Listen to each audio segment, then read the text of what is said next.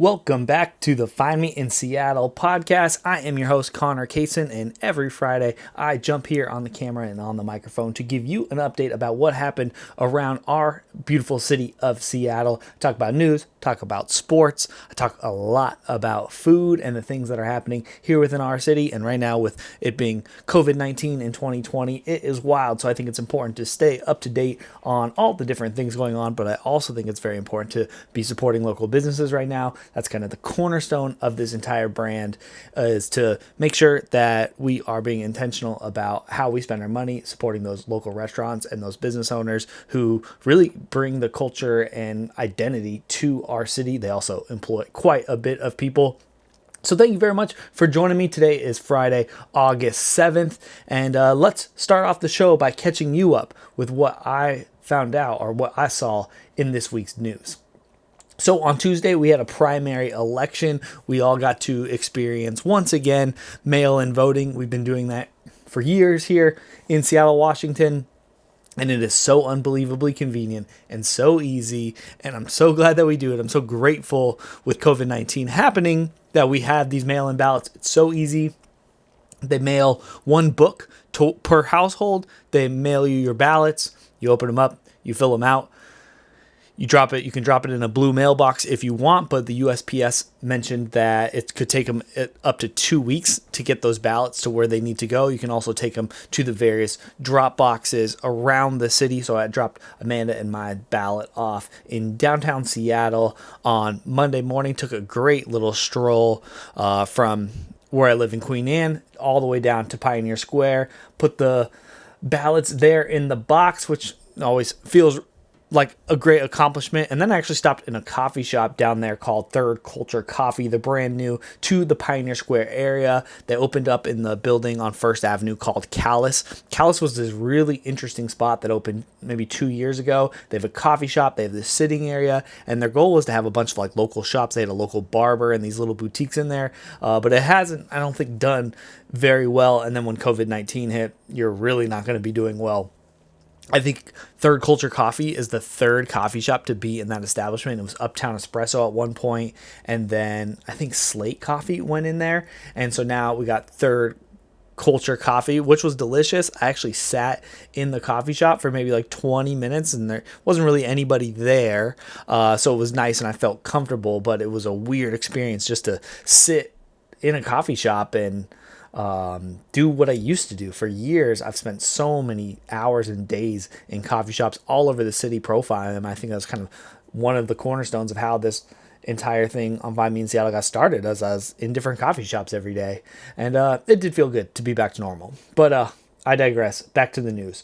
So Mayor Jenny Durken vetoed this big plan for the rainy day fund. And so the Seattle City Council unanimously voted in support of a plan to use $86 million of the emergency funds on rental and food assistance, as well as to support small businesses. And so the mayor vetoed the plan, and she said it was an irresponsible way to spend the entirety of our rainy day fund and emergency funds in the first few months of what is likely going to be a multi-year crisis.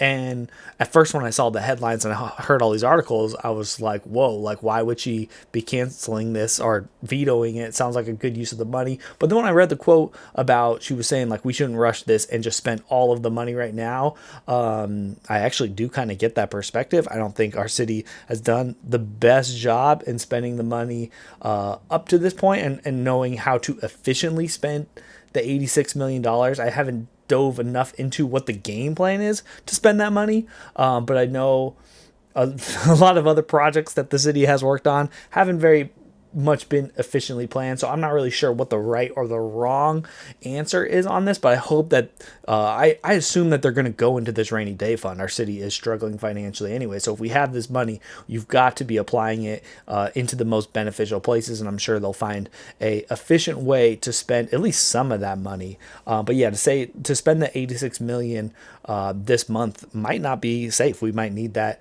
especially with schools returning. Like, we haven't even hit the fall season, and so I actually thought that conservative approach was smart in a sense that we should take our time to figure out how we're going to spend that money, because I assume when that money's gone, there really is nothing left, and that could put us in some type of financial danger.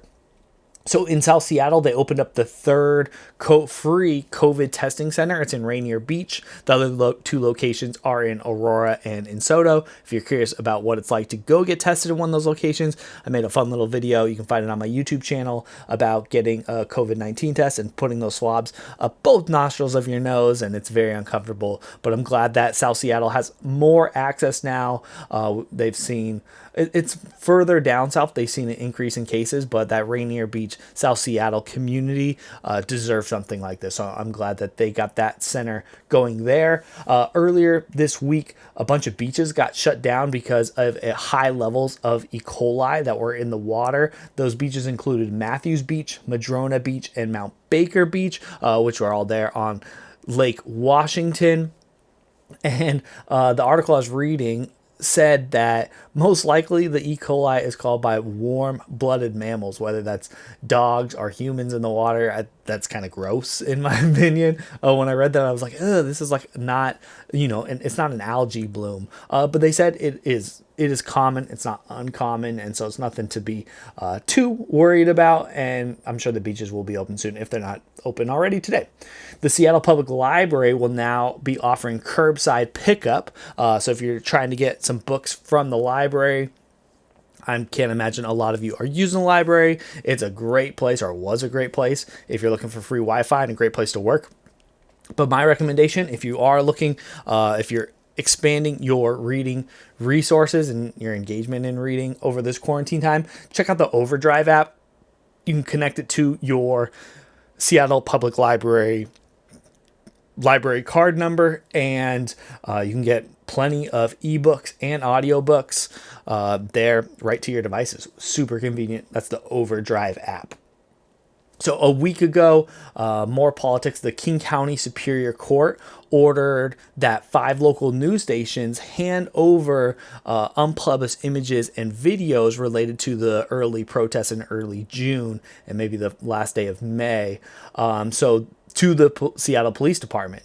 And this has caused a lot of controversy here over the last week here in the city, and I assume you can imagine why that is very controversial. And so those 5 media outlets objected in court, citing that the First Amendment, in addition to Washington State Shield law. So as I know, a bunch of other local media have also reached out and expressed very similar concerns. And because it puts their independence at risk, right? There's already such a lack of trust with news companies right now and how they are biased or what they're doing to not support the public. And this could be something that's very dangerous, right? If they are taking these images that they were out filming during protests and turning them over to the police officers, and people are put in danger because they are at these protests, then that is going to break a lot of trust with the local news companies. And the next time there's a protest, whether it's peaceful or not, when those news cameras show up, that puts the cameramen in danger, but also just they're not going to be very inviting to having them film and share those messages, because that puts everyone else at danger. And so that has caused quite a bit of controversy, and I mean, there's got to be some fear from both the media companies and us as citizens that, we want to have that information out, especially when we believe we're doing the right thing, which all of these peaceful protests, for the most part, have been to practice their First Amendment rights and demand justice. But if they're worried that they're going to get arrested because of something they did that was leaked by the media, that puts everyone in a tough position. The police are coming out and saying that, hey, this is about finding people who are setting cop cars on fire, but you can only trust that so much. We don't know what jeopardy it can put other people also in. It's a tough situation, but I applaud the media companies for standing out and standing up for their right as well, and hopefully that will be settled in a different way.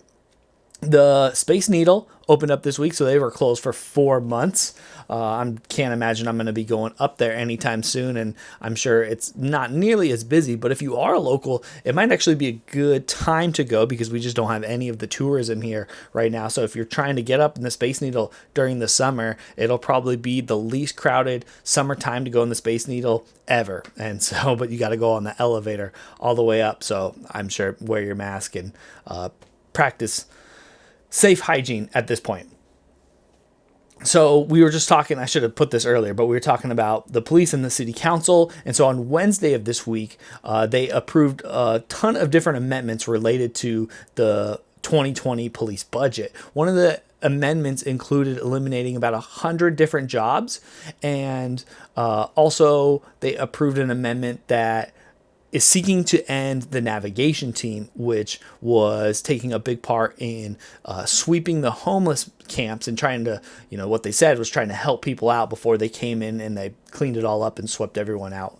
But a lot of people have been speaking out against the police officers' involvement in that process. And so that was part of some amendments that went out on Wednesday for this upcoming budget. There are so many conversations going on about the police budget in city council. I highly recommend whatever side and opinion that you have, call your city council person, give them a message and let them know how you feel, because I think it's really important that they are informed about how we as citizens feel about these different things happening in our city. And so, yeah, call them, especially if you have a strong opinion about this. I highly would recommend that and let them know how you feel so they can make a better informed decision to represent us.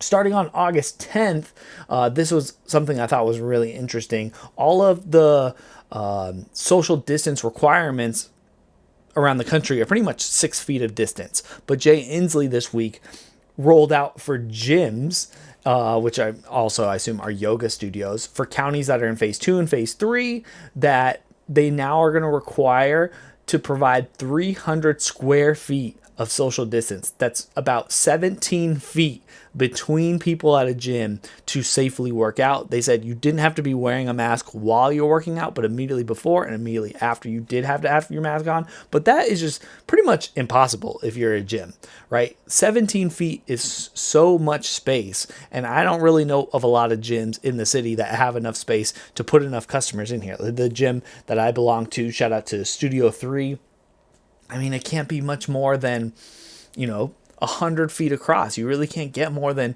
5 people in that space at all. So gyms are going to be severely hurting. I feel so bad for all of the gym owners and all of the personal trainers here within the city, because that is a tough ordinance and something that's going to be very difficult to get around, if you can get around it at all. That's 17 feet. That's a lot. But I also understand. Right? They're trying to keep us safe and keep us protected. And when you're working out, you are breathing very heavy.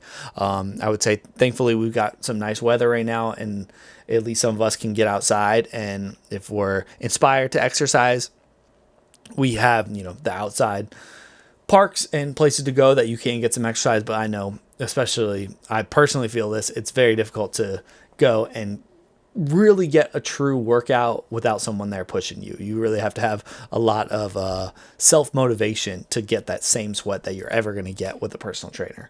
So my heart goes out to all of those gym owners and personal trainers out there. Just like all the restaurant owners and bar owners, they're just struggling so much, and it's out of their control. And that's what's so hard about this pandemic right now. Our businesses are failing left and right, and it's really no fault of their own. And that's really hard, because when you start a business, a lot of times you say, I'm going to start this business, and the failure comes from a mistake that you made, a decision that you made.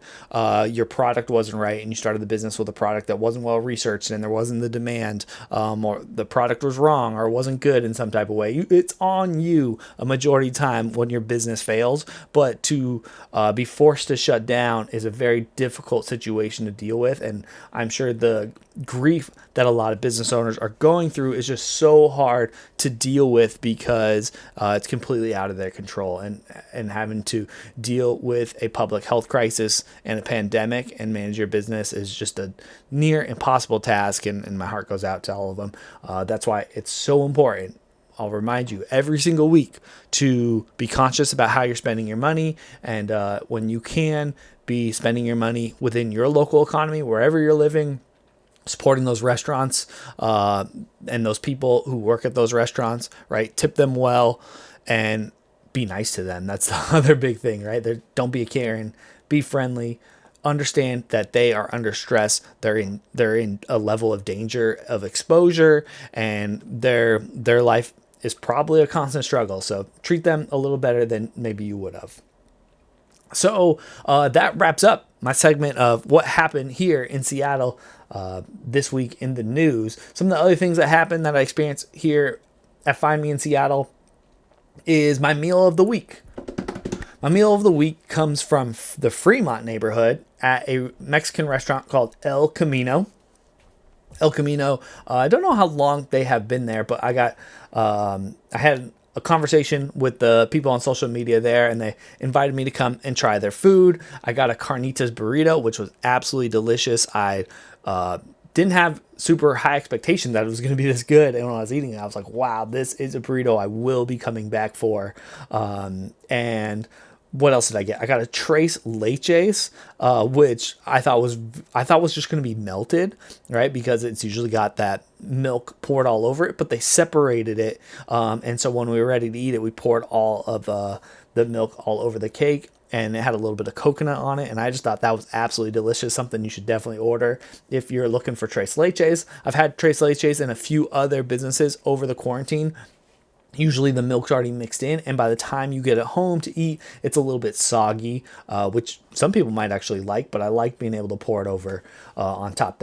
That saved me, honestly, the 2 hours after I got the food is when I actually ate the cake. So that helped a ton, and it was a good learning lesson. The one other thing from El Camino that punched me in the face was they have what they call a margarita kit. And the margarita kit comes in this like tiny, I'm not sure if it's a quarter or if it's a half gallon, but it looks like the gallon milk jugs that you'd get at the supermarket. And it's just full of margarita and tequila.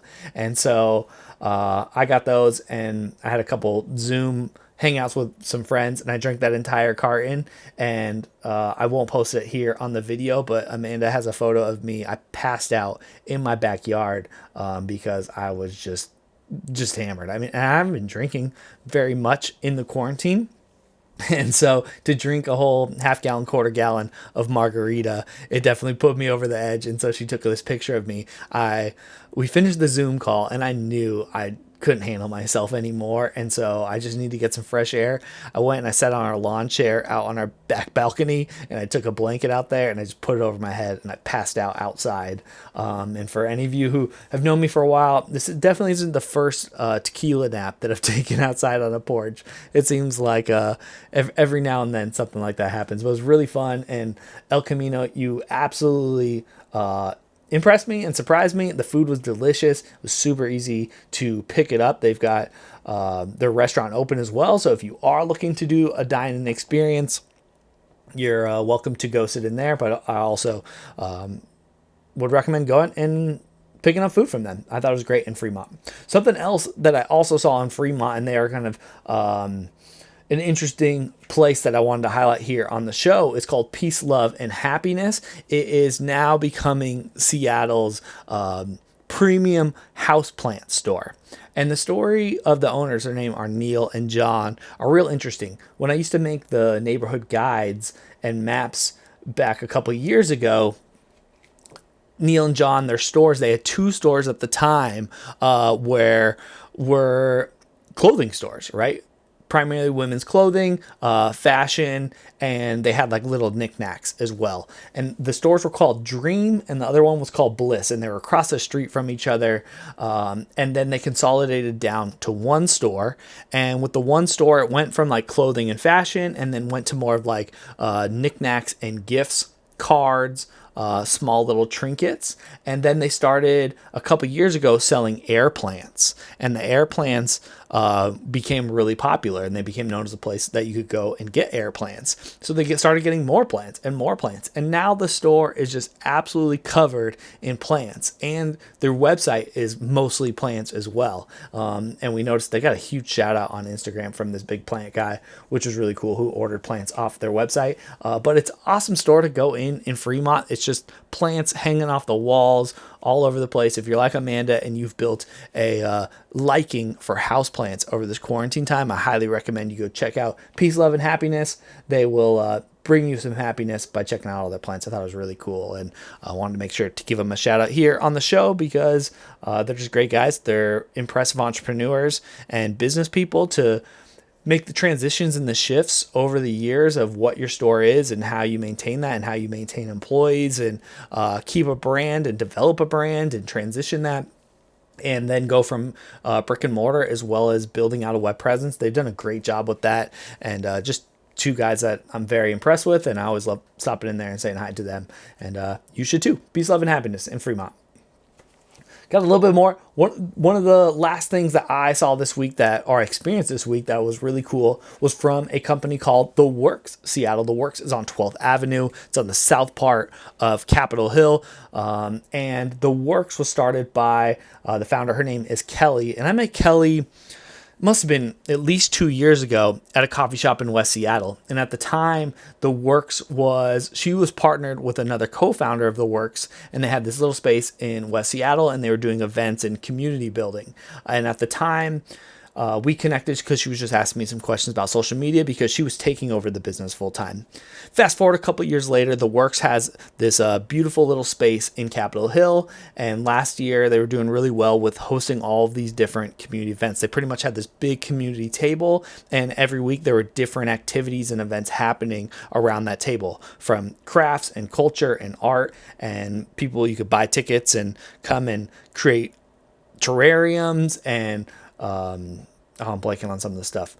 Different food items. I mean, they were just doing all different types of arts and crafts and creating this community. And it was just very cool to see. But when COVID-19 hits, it seems to always be the case nowadays, is you can't really have people in your space anymore. And so what Kelly has done is Kelly has been innovating on a bunch of different do-it-yourself kits and projects that you can take home and work either on yourself or with your friends or your family or your kids. And they also have virtual classes and events and training. So whether that's with someone who's going to teach you about knitting, or they're going to help you with your terrarium, or they're going to help you with something to cook, they're doing it all virtually within their studio. They have the online classes, and then they have all these different kits that you got. So they sent me a kit, and they sent me the do-it-yourself Mochi Kit, and they have an option between matcha mochi and strawberry mochi, and I went with the strawberry. And what it is this cute little box that opens up. It's got a couple cards in it, which are all the instructions. The instructions include an online video, so you can follow the video along. And they have the unique matcha powder, which has the dehydrated strawberries within them. They give you a little jar of jelly that you stuff the mochi with. They give you a jar of, I think it's high fructose corn syrup as well. And you add a little bit of water. You mix it all together. You got to flatten it out, cut it out. It was just very cool to make the batter. You can make it with steam, or you can put it in the microwave. I chose to do the microwave because I was lazy and didn't want to do the steam. And it was really cool just to get this mochi paper and roll it up and stuff it full of jelly. And Amanda and I each, the kit had 4. You probably could have made more if you wanted to make the mochi mochi bites, but it was just cool. It was really fun and a fun experience, a little bit messy, which was a fun thing to do for one night. And they tasted pretty good. I think if I would have done it again, I would have put way more jelly in it. I think I would have also experimented with mashing up fresh strawberries, and instead of doing jam, put real strawberries in it. That would have been cool. I also think wrapping an entire strawberry in there would have been very interesting to see. And check out The Works Seattle. You can look them up on their website or check them out on Instagram. I think it's theworks.seattle on Instagram. And they've got all different types of kits and things to do and ways to entertain yourself while you're at home. They're also working on building out the retail front. So I don't have details about when and if that is open, but when I visited them, they have all this shelving that they're putting up, and they're going to have all these locally curated gifts and knickknacks and things to do and items for your kitchen, which is really cool. And just a great way to support your community, learn about different brands happening in your community. There's no doubt I'm going to be stopping in there just to learn about some other businesses. And then while we're talking about the works, they actually split the space there in Capitol Hill with Scoop. And they have, what the story I heard is that one flour, you couldn't find any all-purpose flour here in the city at the beginning of the shutdown because everyone was scooping it up. They were like one of the only ones that did have it. So check it out. I think it's Scoop Marketplace. They have lots of different things that you can check out. And it's just a super cool store. Between Scoop and the works, they've got lots of fun things. And I feel like it actually is going to be this perfect like quarantine kind of place to go discover new things and pick up little arts and crafts that you can do while you're at home. And that is everything that I've got here on the worksheet. Thank you very much for everyone for joining me at this episode of the Find Me in Seattle podcast. If you're listening online, please make sure to review. Send me any messages. You see anything interesting, you want more opinions, you want me to talk about a specific subject, please let me know. For those of you watching on YouTube, thank you very much. Please subscribe to Find Me in Seattle here on YouTube and leave me a comment, question, answer, whatever you want to talk about. I'm here to talk with you. Thank you very much for joining me again on the show. I love you very much, and we'll see you next Friday. Mwah!